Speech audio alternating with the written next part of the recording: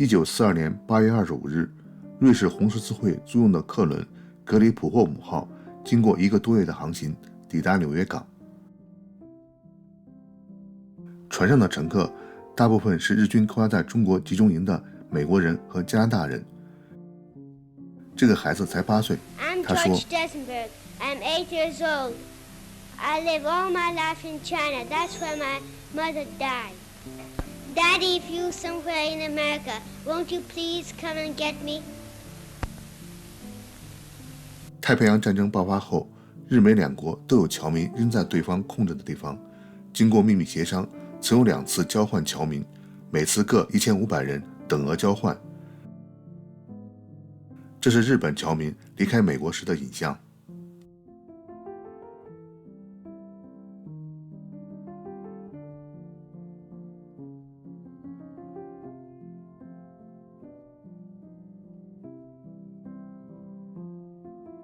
同西允的这3000交换人员相比，在日本设置的集中营里，仍有近10000名西方侨民被关押。此外，还有人将幸运的机会让给了他人。这期视频中，我们讲讲当年的集中营和放弃回国机会人的故事。二战时，日本在中国香港、上海、广州、扬州和山东的潍县设置了10多处关押西方侨民的集中营。我是从一篇英文报道中知道潍县集中营的。去年回国的时候，特意去了趟乐道院潍县集中营博物馆。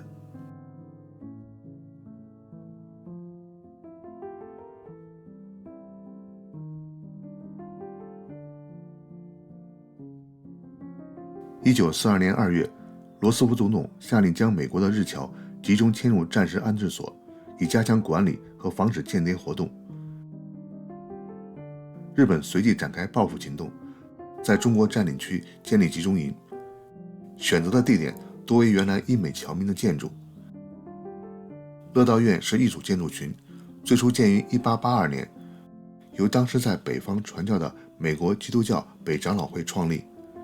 1900年被义和团拆毁，1902年重建，经费一部分是清政府赔款，一部分则为募捐。重建的乐道院是集教会、学校、医院为一体的机构，其中的广文大学后来迁到济南，成为齐鲁大学的一部分。乐道院集中营于1942年3月启用，虽然日军称为敌国人民生活所，但每个生活在这里的侨民都被编号，行动被严格限制。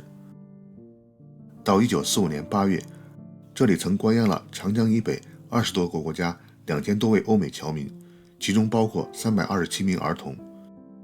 最初抵达集中营的人这样描述：只见光秃的墙壁，光秃的地面，暗淡的灯光，没有自来水，除了原始的茅厕，敞开的粪坑，有一个简陋的面包房，2处淋浴室，3大间公共厨房，一座废弃的教堂，一个已拆去所有设备的医院，几处茅棚小铺，一排排单间牢房式的小屋，还有3大栋单身宿舍楼。在这里关押的外侨包括传教士、商人、教授、记者等等。因为人多空间有限，除了少数大家庭分到单间，其余都是集体合住。当事人后来回忆，每铺床相隔的空隙只有18英寸，打鼾、打嗝、小便时冲击便盆的声音成了夜间的音乐。对一切成年人来说，隐私权利被剥夺最难忍受。将侨民押入集中营后，日军只负责外面的防御和监视，围着乐道院修筑了高墙和布置了铁丝网，另外检查往来信件和处理救济物资的交接。内部的具体管理则由侨民自己组织的自治会负责。根据个人特长，侨民成立了补给、住宿、工程、医疗、教育、财务等9个委员会。人们回忆当时的环境这样说：白日间，总见日本守卫拖着上了刺刀的枪，沿着那一圈不许我们靠近的灰砖墙巡逻，或群集在大门口、院角的岗楼上。入夜后，岗楼上的探照灯不时四处扫射，射向营地、堑壕、蜿蜒的钢铁丝，不断提醒我们有日军驻守。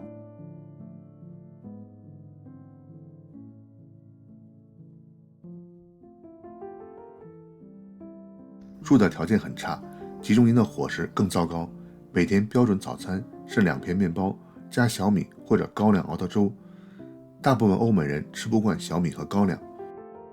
中午是将营地附近产的茄子、包心菜和偶尔有的一点肉一锅炖，晚上是将中午剩下的炖菜加一点水烧成汤。红十字会负责转送些外面援助的食物，不过定量分配只能是偶尔改善。营地里有日军开的小卖铺，但是价格奇高。集中营里有很多儿童，营里的医生就建议收集鸡蛋壳，磨碎成粉作为补钙的食品。随着战事的紧张，食品越来越短缺，侨民开始和集中营周围的农民进行食物的黑市交易。博物馆的这张英国造的铁床是1943年春天附近的一位农民趁着夜晚用2斤半白糖和5斤鸡蛋换的。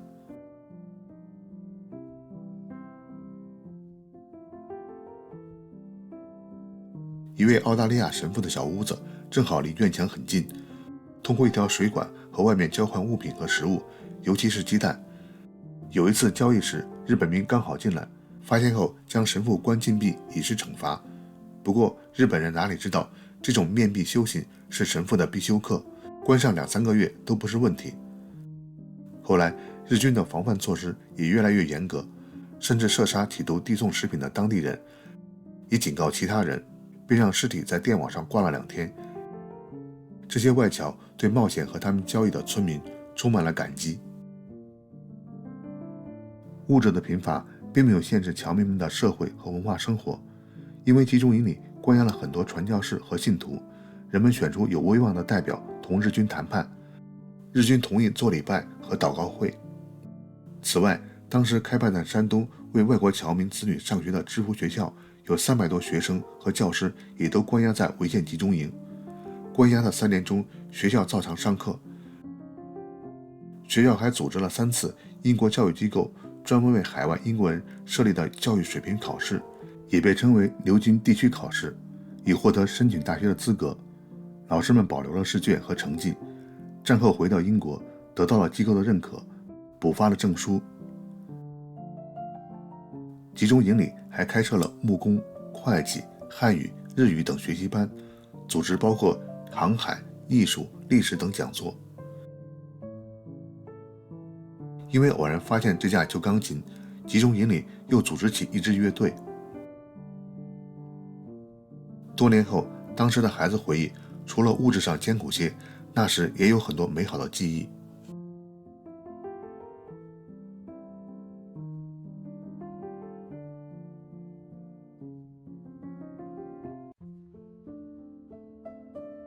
华生·赫氏是位在中国传教办学的美国人，1882年在美国完成学业后被派到中国传教，他立刻学习中文，在山东登州书院教书。赫氏对现代自然科学很精通，从美国带了很多物理化学书籍和仪器设备，还有一架天文望远镜。赫氏在书院讲授数学、天文学、地质学，还翻译了对数表、声学接要、热学接要、光学接要和天文初阶等科技书籍，为中国现代自然科学的发展做了很多事情。1901年应袁世凯的邀请，开办了山东书院，也是山东大学的前身，是中国最早的近代大学之一。赫氏还开办了山东第一份报纸《山东时报》。1919年创办了华北神学院，1927年时是中国最大的新教神学院，学生人数超过了180多人。他同时还写下了大量的神学著作。1942年4月，赫氏一家和华北神学院师生被日军关到了潍县集中营。当得知交换侨民的名单中有他时，已经85岁高龄，在中国经业了62年的赫氏决定放弃这个回家的机会。1944年4月，赫氏病逝在乐道院。1年后，乐道院被解救，赫氏的夫人回到美国，而他们的儿子依然留在中国传教，直到1951年被驱逐。在查阅资料的时候，看到好几位从乐道院回国的美国牧师在各地教会讲述自己的亲身经历，他们的讲解在国际上对日军的行为做了最真实的宣传。这是1924年7月11日巴黎奥林匹克运动会400米决赛，英国选手埃里克·利蒂尔夺冠的实况。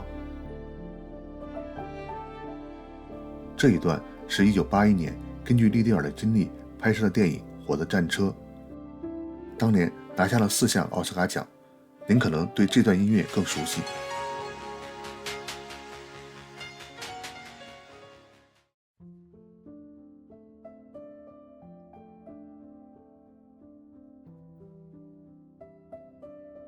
利蒂尔其实有一个中文名字叫李艾瑞，他出生在天津苏格兰传教士家庭，5岁回到英国上学，被发现体育天赋，有了奥运冠军的故事。我会专门做一期视频讲讲他，真是励志和坚持的榜样。这里只简单介绍一下。获得冠军后，李艾瑞放弃了鲜花和掌声，1925年回到天津传教。他在新学书院，也就是如今的天津17中教化学、圣经和体育，直到日军占领天津。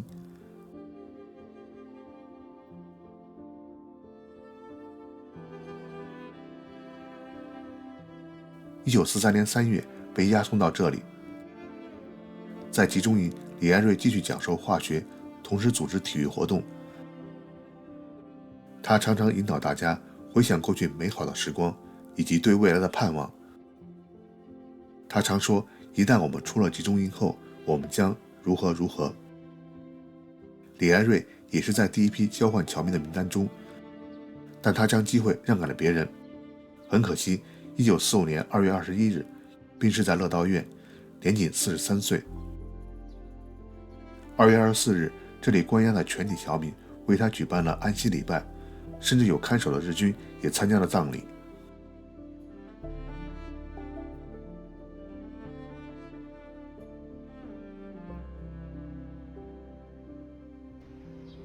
潍县集中营关押侨民3年间，发生过一次越狱逃亡。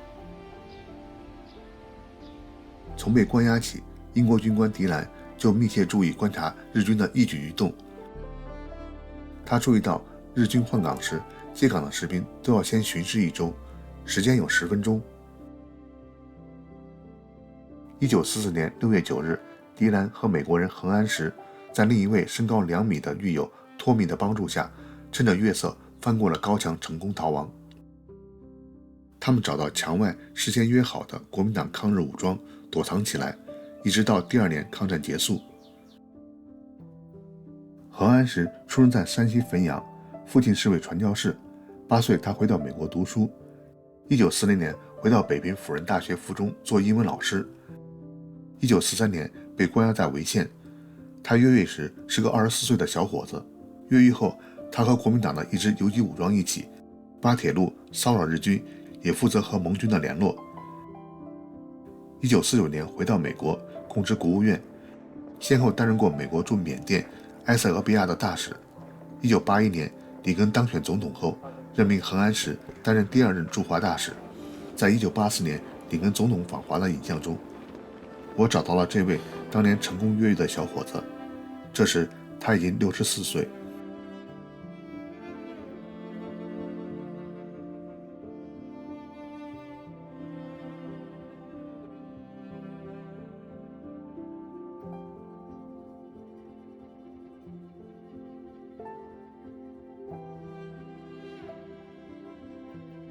下一期我们接着讲伪军特别行动小组解救集中营，和半个世纪后一位当年的小女孩寻找狱友和解救他们英雄的故事。